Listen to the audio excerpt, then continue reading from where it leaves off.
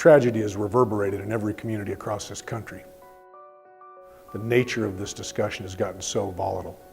We understand that there's strong emotions, but I don't think any of us ever expected it to flare up in this kind of carnage.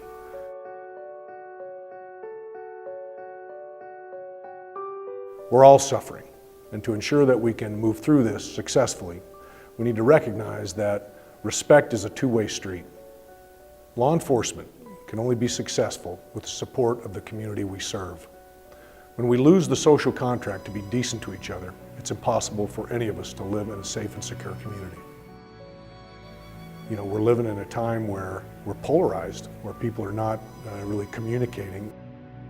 How do you move forward in a community when one side or the other is unwilling to communicate? It's gone too far. What we have to have is people willing to look at us as individuals and not as a blue or brown uniform. Well, I'll never forget the day Doug was killed. A member of the Unified Police Department, Doug Barney, was killed in a shootout at about 10 o'clock. You've never really heard a cry until you've heard the cry of a son who's lost his father.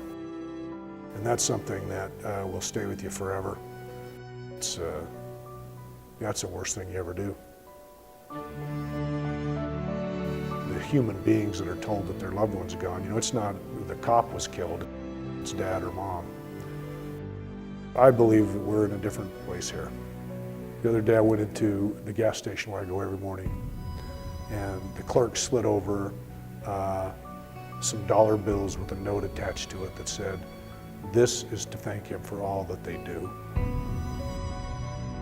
There aren't a lot of communities where, anonymously, people just buy your drink for you.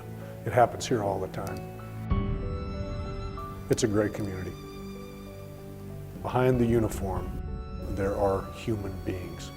And if we learn to treat each other that way, we will have a better community.